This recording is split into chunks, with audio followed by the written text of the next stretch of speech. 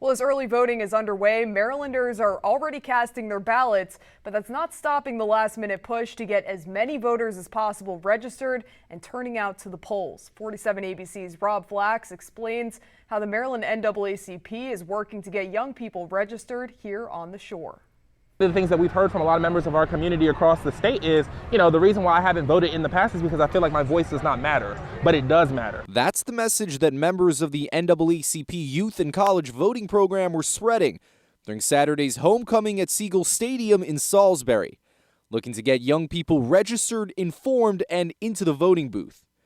President of the Maryland State Conference Youth and College Division, Doreen Rogers, says young people need to know the issues that affect them and that voting doesn't only matter for national elections. How does the vote affect me as a person, not just when it comes to partisanship, because we are a nonpartisan organization, but what's going on in our communities?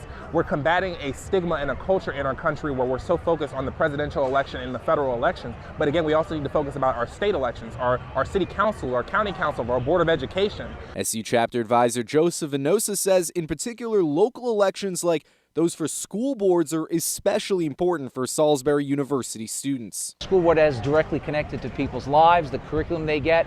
We have SU students here who are going to go off into the workforce in our schools. They're going to be dealing with students. They're going to be building lives and careers here. So they have as much, if not more, invested in the school board issue. It's getting people to see that. That's the challenge. He says 470 students were registered in just the last week, along with over 2,000 phone calls put out across Wycomico and Worcester counties.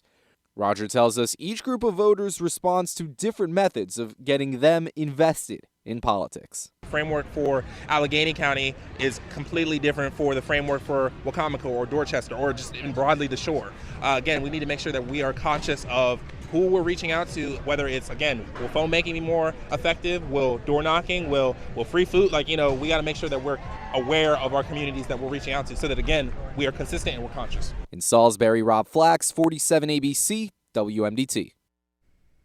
Members of the NAACP say same-day voting registration is making the process to register a lot smoother for many Marylanders, but they also say voting can also always be expanded and made more accessible for those with tight job schedules, disabilities, and groups that have historically felt left out of elections.